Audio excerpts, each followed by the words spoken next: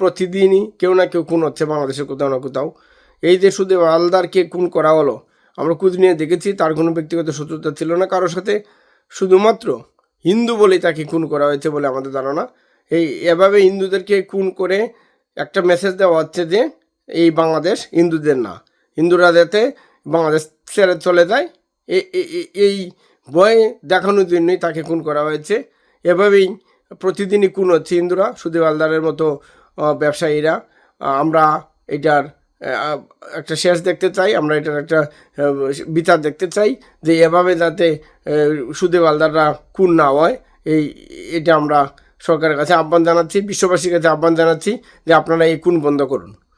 এই দেশ হিন্দুদের, এই হিন্দুরা এই দেশের ভূমিপুত্র, এই হিন্দুরা এই দেশ ছাড়বে না, হিন্দুরা এই দেশেই থাকবে। কিন্তু আপনারা যত বই দেখেন না কেন, কোনো বইয়ে কাজ হবে না, এই আমার বক্তব্য। একদমই দেখো, ঝালকাঠিতে সুদেব হালদার, এই যুবকের বয়স হচ্ছে 27 বছর এবং তার বাবা সুবোধ হালদার তিনি জানিয়েছেন তার ছেলের কোনো শত্রু ছিল না। তো সেই জায়গা থেকেই এই প্রশ্নটা উঠে আসছে, যার কোনো শত্রু ছিল না, তার একটা জাস্ট মোবাইল ফোনের দোকান, এবং তিনি গতকাল সোমবার দিন রাত্রে তিনি দোকান বন্ধ করে যখন ফিরছিলেন সেই সময় তার ওপর হামলা চালানো হয় এবং তাকে এলোপাতাড়ি তার ওপর আঘাত কোপানো তাকে হয়। এবং এখনও অবধি যেটা পুলিশ প্রশাসন সূত্রে সেখানকার জানা যাচ্ছে যে তার মাথায় এবং গলায় আঘাতের চিহ্ন রয়েছে এবং তারপরে এই সুদেব হালদারের মৃত্যু হয়। যেরকম তার বাবা বলছেন, সুবোধ হালদার বলছেন যে ছেলের কিন্তু কোনো শত্রু ছিল না, ব্যবসায়িক শত্রুতাও ছিল না, তাহলে কি কারণে তার ছেলেকে খুন হতে হলো? এখন বঙ্গবন্ধু প্রকৌশলী পরিষদ বা এই যে যারা রয়েছেন তাদের বক্তব্য হচ্ছে শুধুমাত্র হিন্দু বলেই এই সুদেব হালদারকে খুন করা হলো, অর্থাৎ এদেরকে খুন করে এরকম একটা বার্তা দেওয়ার চেষ্টা করা হচ্ছে যাতে সামান্য ছোটোখাটো ব্যবসাও হিন্দুরা সেখানে না করতে পারেন।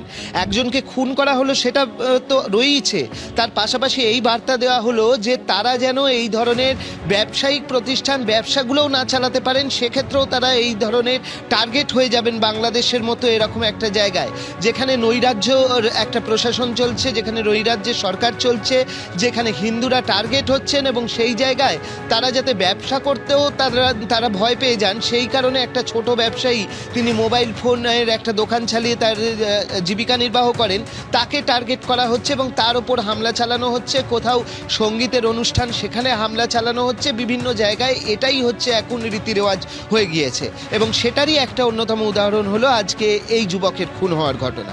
পাপিয়া, একেবারে অর্থাৎ ব্যবসায়িক প্রতিষ্ঠানে হামলা এবং ব্যবসাও করতে পারবেন না, সেক্ষেত্রেও টার্গেট করা হচ্ছে। হিন্দু যুবক, তাকে একেবারে এলোপাথারি কোপ মারা হয়, এলোপাথারি কোপ মেরে তাকে খুন করা হলো। দোকান বন্ধ করে বাড়ি ফিরছিলেন তিনি এবং সেই সময় তাকে টার্গেট করা হলো।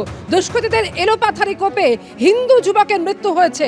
শিবচরে হিন্দু পরিবারের উপর মৌলবাদীদের হানা, মানবপ্রভু এবং তার মায়ের উপর কট্টরপন্থীরা হামলা চালায়। আক্রান্তদের ছবি পোস্ট করে এমনই জানিয়েছে কলকাতা স্কোয়াড।